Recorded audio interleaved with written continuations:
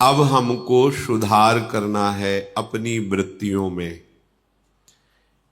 जैसे जैसे हम स्वच्छंद चारणी वृत्तियों को शास्त्र सद्गुरुदेव की आज्ञा में तत्पर रखेंगे, वैसे वैसे शांति प्राप्त होती जाएगी। हृदय शीतल होता जाएगा, चित्त संशय रहित होकर समाधान को प्राप्त हो जाएगा। ये मन, ये इंद्रियां निगम अनुशासन और गुरु अनुशासन में रहना पसंद नहीं करती, इसीलिए दुर्गति, बंधन, अपयश, नाना प्रकार की हृदय जलाने वाली चेष्टाएं ये चलती रहती है। यदि हम शास्त्र का दासत्व स्वीकार करें, अर्थात शास्त्र आज्ञा के अनुसार चले, गुरुजनों की वाणी के अनुसार चले, तो हमें जो संयोग प्राप्त हुआ है इसमें प्रेम प्राप्त होना दुर्लभ नहीं है। यद्यप सबसे दुर्लभ बात है ये प्रेम प्राप्त होना। मोक्ष से भी अनंत गुना सुख श्री प्रिया प्रीतम की रूप माधुरी, लीला माधुरी, गुण माधुरी जहां बरस रही है, ऐसे चिदानंदमय धाम में चिदानंद बपू धारण करके उनकी सेवा में संलग्न रहना, इससे बड़ा कोई सुख नहीं है। वो हमें सौभाग्य मिल गया है। बस हमें सावधान रहना है कि हमसे कोई ऐसा आचरण न बन जाए, कोई ऐसी चेष्टा न बन जाए कि जो हम इस महासुख से इस जन्म में वंचित रह जाएं। अगर वंचित रह गए तो फिर बार बार तो बनत नहीं यह संजोग अनूप, मानुस्तन वृंदा विपिन रसिकन संग विविरूप। ये युगल चंद्र का चरण आश्रय जो प्राप्त हुआ है ये बहुत ही दुर्लभ है। अब हमारे लिए और कुछ दुर्लभ नहीं रह गया, जो प्राप्त है उसमें अपनी चित्त वृत्ति को समाहित करना है। पूरा बल वृंदावन प्रदान करता है, आपको केवल सावधान रहना है।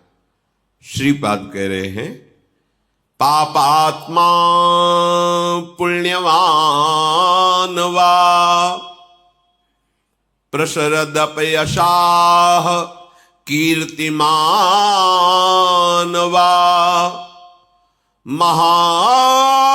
महादुष्प्राप ग्रासोथ सम्राट समजड़मति सर्व विद्या निधिर्वा यह कोपि स्याह सखे नो गणे कथमपीक्षस्व वृंदावनम तच्छिंधि छिंदी स्वपाशान गुरु निगम गिरा स्वीय मोहैक सिद्धान। हे सखे, तुम भारी पापात्मा रहे हो या पुण्यात्मा, तुम्हारा बहुत अपयश हुआ है या कीर्तिमान वा बहुत कीर्ति है, इससे वृंदावन को कोई फर्क नहीं पड़ता।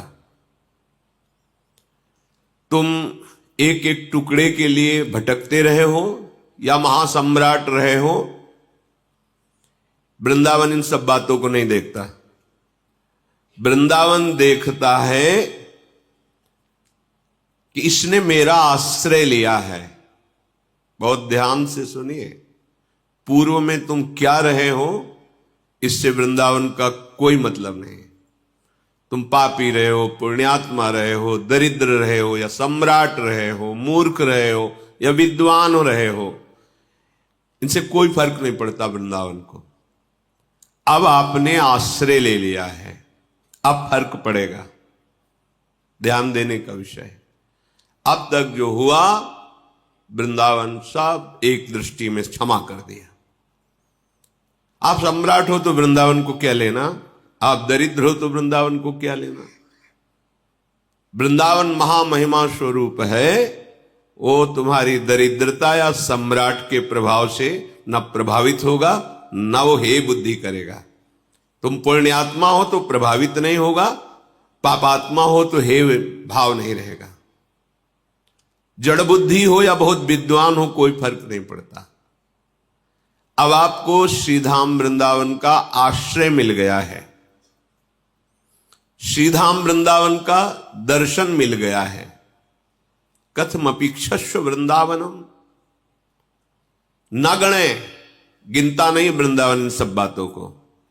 वृंदावन का दर्शन मिला तो छिंद छिंद स्वपाषाण, काट दे अपने बंधनों को काट दे। हे सखे छिंद छिंद स्वपाषाण, ये जो तुम्हें बांधने वाले कर्म हैं जन्म जन्मांतर के, इनके काटने का अवसर मिल गया है। तो कैसे काटे? तो कह रहे गुरु निगम गिरा स्वीय मोहिक सिद्धान। अब अज्ञान की बात मत मानो, गुरुदेव की बात मानो, निगम गिरा वेद की बात मानो, शास्त्र की बात मानो। श्रीधाम वृंदावन का आश्रय और सेवन करो तो तुम्हारे सारे बंधन कट जाएंगे। दुख, शोक, पाप, जन्म मरण, नाना प्रकार की कुवासनाएं, चिंता, ये सब भस्म हो जाएगी। पर स्वपाषाण, आपने ये बंधन स्वीकार किया है, अब छूटेगा। गुरु निगम गिरा, गुरुदेव की वाणी जो शास्त्र सम्मत है उसको स्वीकार करो। स्वीय मोहिक सिद्धांत, तुम्हारा मोह ही तुम्हारी सिद्धि में बाधक है। भगवत प्राप्ति में ये देह का मोह, इंद्रियों का दुलार, मन के अनुसार चलना, शरीर संबंधियों का राग, यही मोह का विस्तार है। यही मोह तुम्हारी दिव्यता, दिव्य आनंद में बाधक है। इसके नाश करने में समर्थ है गुरु वचन, शास्त्र वचन, उनको स्वीकार कर। श्रीधाम वृंदावन में आश्रय लेने वाला या वास करने वाला, स्त्री मात्रे मात्र बुद्धि स्थिर चर निखिल प्राणी पूपाश बुद्धि। जितनी भी यहां माताएं बहनें हैं, ये सब हमारी श्री जी की सखियां हैं। भाव देश में देखो, हमारे प्रभु की प्राप्ति में अत्यंत आवश्यक है ये भाव। ये जो आप गंदी दृष्टि से माताओं बहनों की तरफ देखते हैं या किसी पुरुष की तरफ माताएं बहनें देखती हैं, ये आपकी दृष्टि कैसे प्रियालाल को देख पाएगी? खुद गंदगी पैदा कर रहे हो अपनी दृष्टि में और चाहते हो प्रेम मूर्ति श्यामा श्याम के दर्शन, साक्षात्कार। धूल झोंक रहे हो अपनी आंखों में और सूक्ष्म वस्तु देखना चाहते हो। सावधान, स्त्री मात्रे मात्र बुद्धि है। जितनी माताएं बहन हैं सब, इनके प्रति मात्र बुद्धि अर्थात पूज्य बुद्धि होना चाहिए। कई बार सत्संग में कहा है कि वो बहुत ही आसुरी स्वभाव वाला राक्षस होगा जो अपनी माता बहन बेटी के प्रति गंदी दृष्टि रखे। नहीं तो परिवार में सब रहते हैं, कहां ऐसी कोई मलिन वृत्ति रहती है। पर जहां हम दूसरा भाव आरोपित करते हैं वहीं हमारी गंदी वृत्ति हो जाती है। इस गंदी वृत्ति और गंदे भाव को त्याग कर ही तो हम दिव्य वृत्ति और दिव्य भाव प्राप्त करने चले हैं। फिर हम सहयोग क्यों देते हैं इंद्रियों को गंदी दृष्टि देखने का? इनको शासन में क्यों नहीं लेते? अगर आप शासन में नहीं लोगे तो कोई है ऐसा जो आपको शासित कर देगा, ऐसा बांध देगा कि निकल ही नहीं पाओगे, देखने लायक नहीं रहोगे, दृष्टि ही अपहरण कर लेगा वो। बहुत सावधान, बहुत बढ़िया संयोग बनाए, निकल चलो। ज्यादा उद्दंडता करोगे तो समय व्यर्थ जाएगा, बंधन दृढ़ होता जाएगा, अवसर खो जाएगा। हाथ से निकल जाएगा। यहां किसी का कुछ नहीं बिगड़ता, आपका आचरण आपका ही सर्वनाश कर देगा। तुम किसी को नहीं बिगाड़ सकते, तुम्हारे आचरण ही तुम्हें नष्ट कर देंगे। सत्संग का तात्पर्य मनोरंजन नहीं है, सत्संग का तात्पर्य है मन की अशुभ वृत्तियों का नाश करके सत्संग करना। सत है श्यामा श्याम, सत है श्यामा श्याम का नाम, सत है श्री वृंदावन धाम, सत है रसिकों का उपदेश। अगर ये स्वीकार है तो सत्संग है, ये स्वीकार नहीं तो नाटक है, सत्संग नहीं है। फिर जगत नाटक में फंस करके फिर रो। अगर जगत नाटक से मुक्त होना है तो ये सत्संग स्वीकार करो। हमारी वृत्तियां जब जैसा चाहती वैसा मनमानी, किससे छुपा रहे हो? अंतर्यामी परमात्मा तुम्हारे हृदय में बैठा एक एक बात देख रहा है और उसी की प्राप्ति के लिए चले हो और उसी से छल कपट करके उसी को तुम जान रहे हो कि वो तुम्हारी बातें नहीं जान रहा, तो ठीक है, वो तुम्हारी ये बातें नहीं जान रहा तो तुम्हारी सत्वृत्तियां भी वो नहीं जानेगा, कर लो। अगर तुम असत वृत्ति गंदी बातों को ये समझ रहे हो कि कोई बात नहीं, क्या यहां तो कोई नहीं देख रहा है, तो फिर जो तुम शुभ आचरण कर रहे हो वो भी फलीभूत नहीं होंगे। फिर पुकारोगे कि अरे हमने क्या बिगाड़ा, भगवान का ऐसा कर दिया, क्योंकि तुमने मान लिया ना, ये यथा माम प्रपद्यन्ते तास तथैव भजाम्य हम। वो नहीं देख रहा है तो वो कुछ नहीं देख रहा है, तुम जैसा मानोगे वैसा ही दिखाई देगा, पर तुम्हारा कर्म तुम्हें नहीं बख्शेगा। स्त्री मात्र में पूज्य भाव, बच जाओगे। किसी का तुम कुछ नहीं बिगाड़ सकते, तुम अपना सर्वनाश करोगे। तुम्हारा हृदय गंदा हो जाएगा, तुम्हारा हृदय तुम्हें जलाएगा, हृदय तुम्हें ऐसी प्रेरणा करेगा कि फंस जाओगे, ऐसी जगह फंस जाओगे जहां कोई नहीं निकाल सकता, क्योंकि जो निकालने वाला था उसने अवसर दिया, निकालने की चेष्टा की, पर आप फिर फिसल कर वहीं खड़े हो गए। श्रीपाद कह रहे स्थिर चर निखिल प्राणी सुपाश्य बुद्धि। यहां वृंदावन में क्या, संपूर्ण चरचर जगत ये उपास्य देव ही बने हुए हैं। ऐसी बुद्धि अपने हृदय में धारण करो। सर्वान वस्तुतया निरीक्ष्य परम स्वाराध्य बुद्धिर मम। मेरी बुद्धि में ये दृढ़ निश्चय हो जाए कि मेरे आराध्य देव प्रभु ही सब रूपों में विराजमान है, चाहे वो जड़ हो चाहे चैतन्य हो, यही साधना का फल है। जड़ चेतन जग जीव जत सकल राम मैं जानी, बंदों सबके पद कमल सदा जोर जुग पानी। यह है वैष्णव का स्वरूप, यह है उपासक का स्वरूप। कहीं भी कोई रागात्मक या द्वेषात्मक वृत्ति नहीं, असंगोहम उदासीन स्थिति, समझ में नहीं आता। बनते हैं परमार्थ के सुभट और इंद्रियों की गुलामी बर्दाश्त करते हैं, मन की गुलामी बर्दाश्त करते हैं। जो इंद्रिय और मन का गुलाम है वो भगवदानंद क्या होता है केवल बातें बनाने से नहीं मिल जाता। अध्यात्म क्या होता है समझ नहीं पाओगे।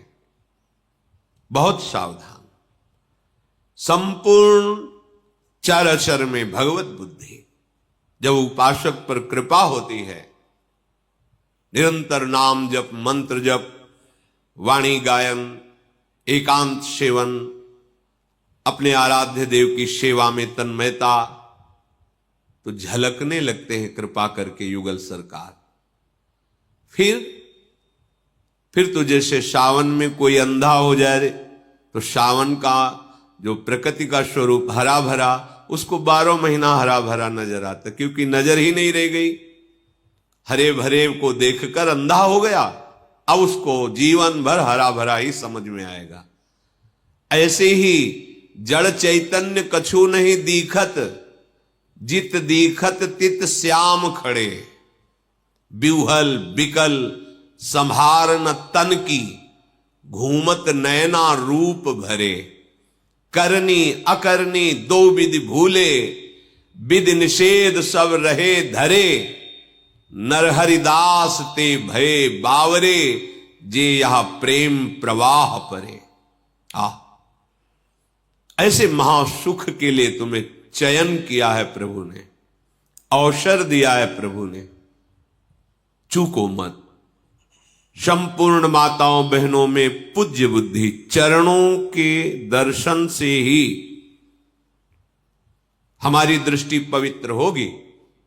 अगर मुख की तरफ दृष्टि जमाई तो जो चाहे आपन कल्याणा, सुजस सुमति शुभगति शुभ नाना, सो पर नारी लीलार गोसाई, तजौ चौथ के चंद किनाई।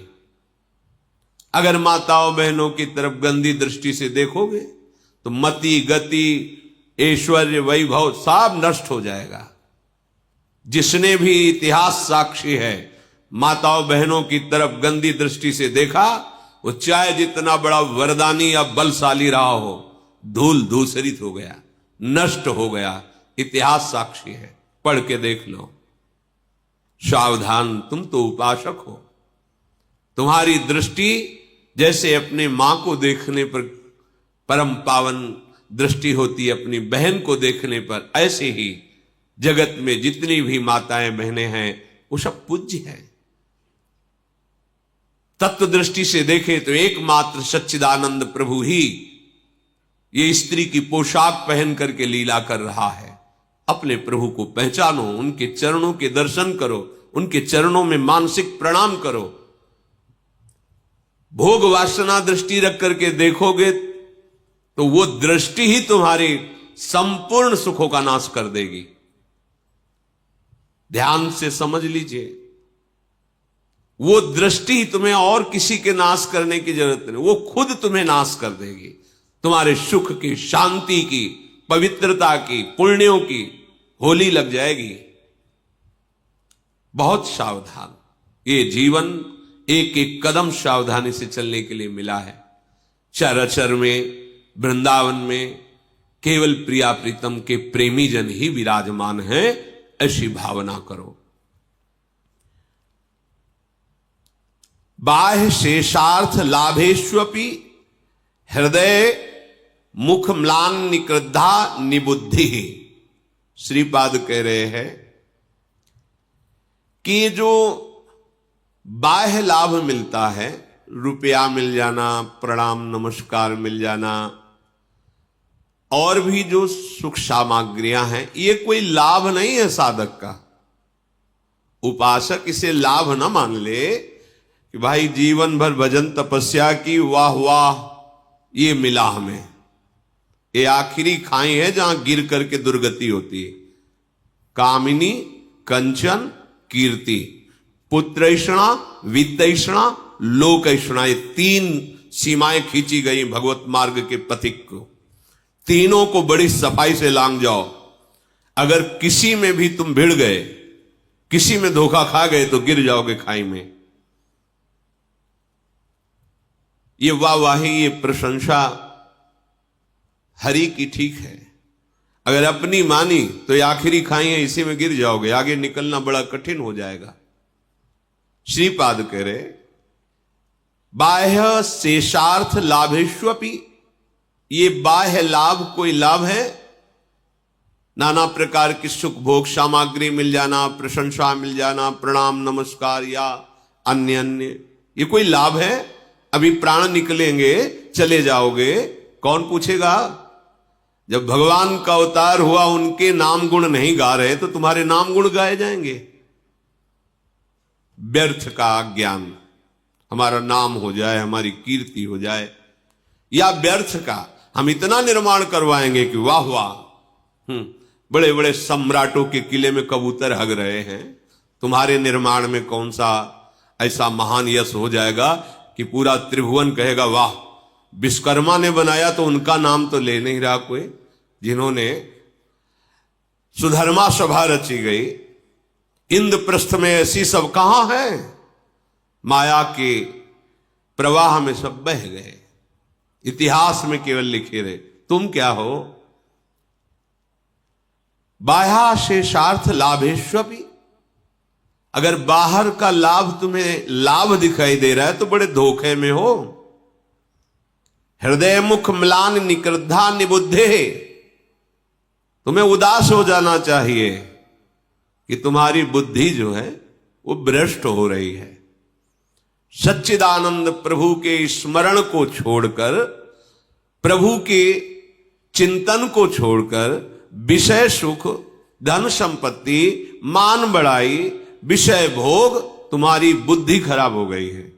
उदास होना चाहिए तुम्हें।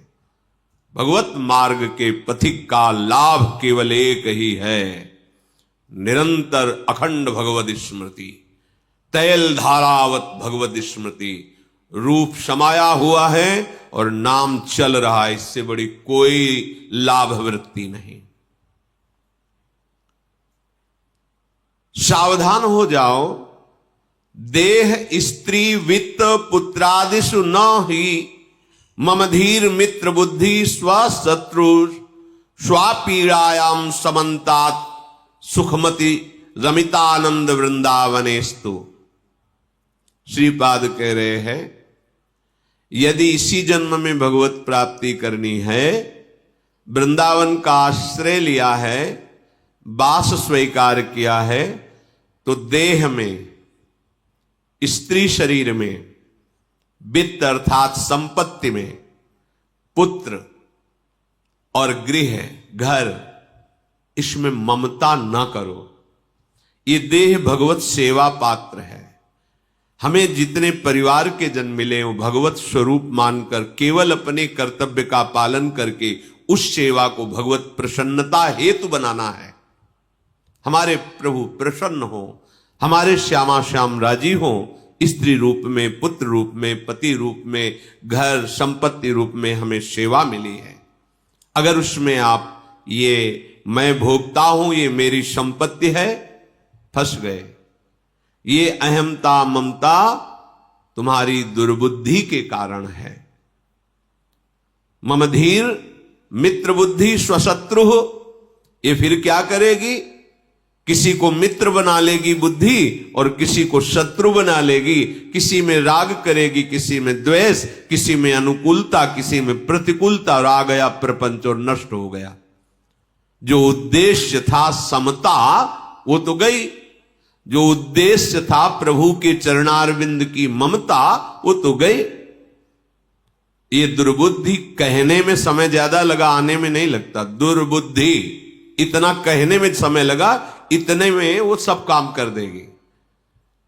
बहुत सावधान। इसीलिए हानि हरिवंश के नाम अंतर परे, लाभ हरिवंश उच्चरत बानी। तब सुख हरिवंश गुण नाम रसना रटत और बहुवचन अति दुखदानी।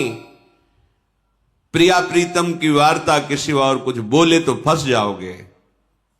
नाम छूटा तो हानि हो जाएगी, नाम चल रहा है तो और सब हानि हो गई। बाहरी तो कोई हानि नहीं है क्योंकि आपके पास नाम है।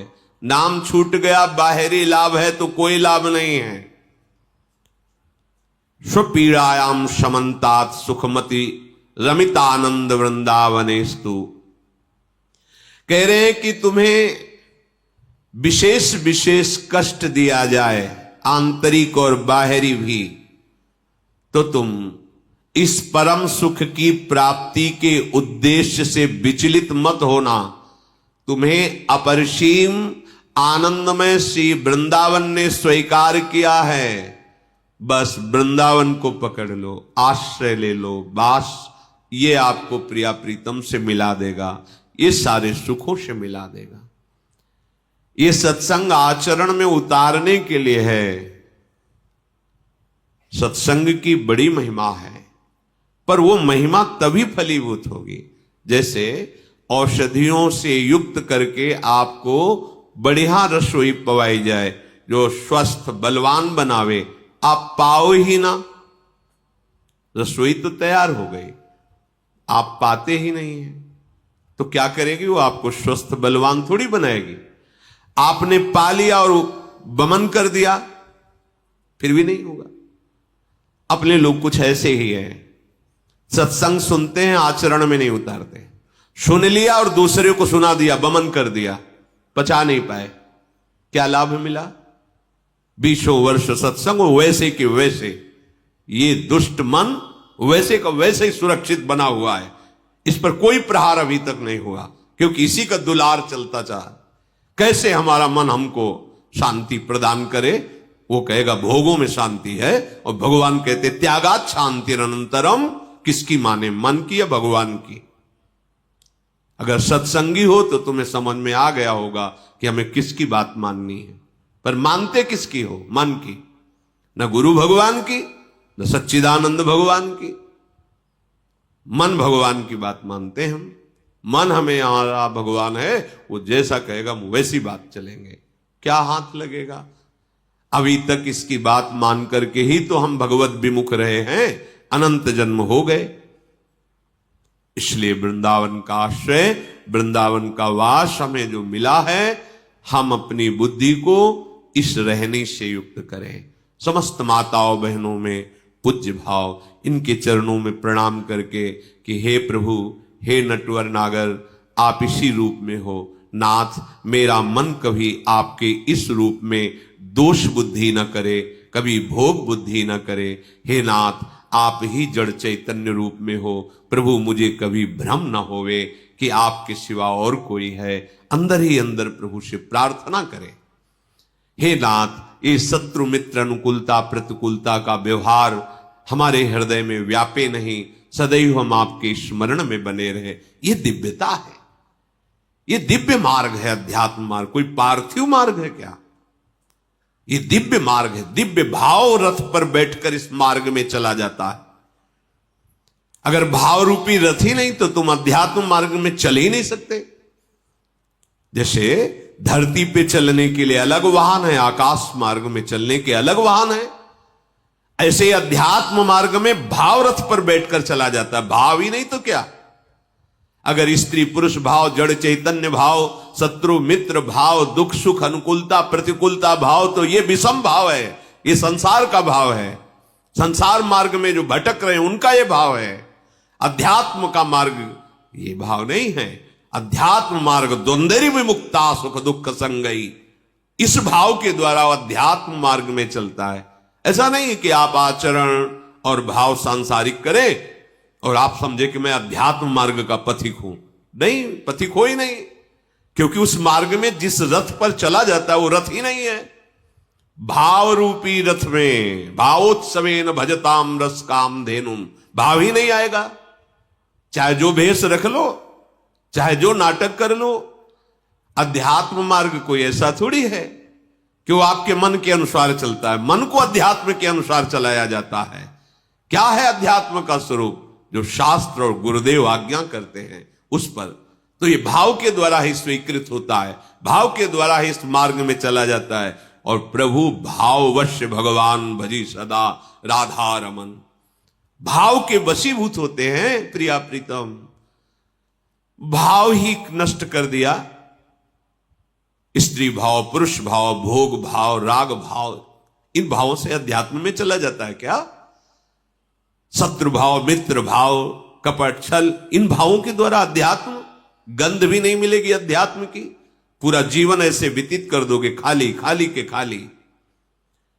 तो आप तो कहते हैं वृंदावन में अगर भजन ना भी हो तो भगवत प्राप्ति हो जाती, फिर खाली कैसे रहेगा? क्योंकि आप उस समय अपराध वृत्तियों से युक्त हो जाएंगे।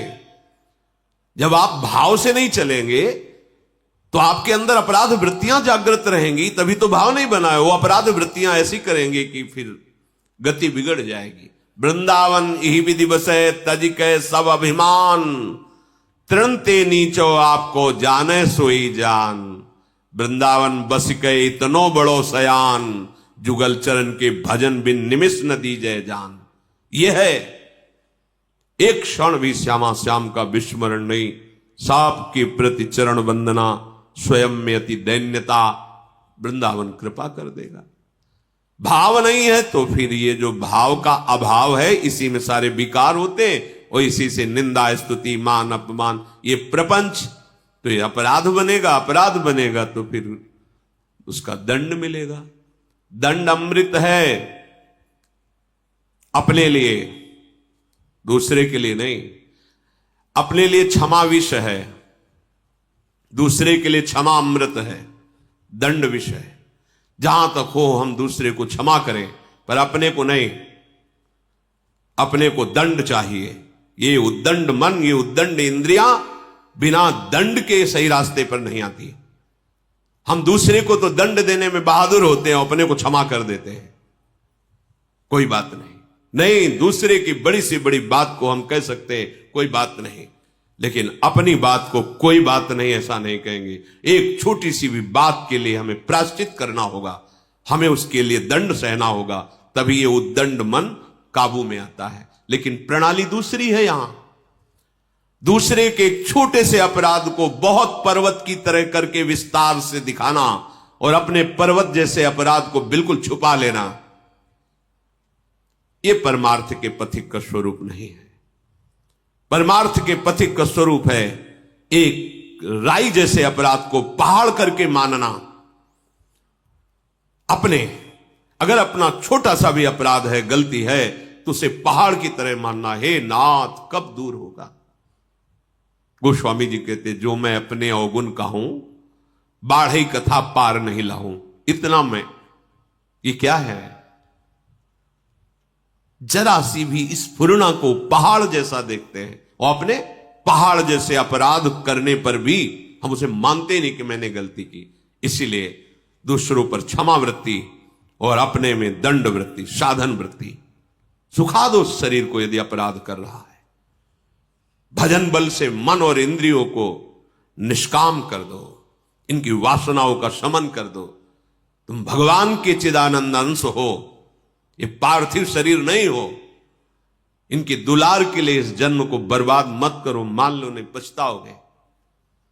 श्रीधाम वृंदावन समर्थ है प्रिया प्रीतम में मिलाने की, उनमें अद्भुत कृपा शक्ति है।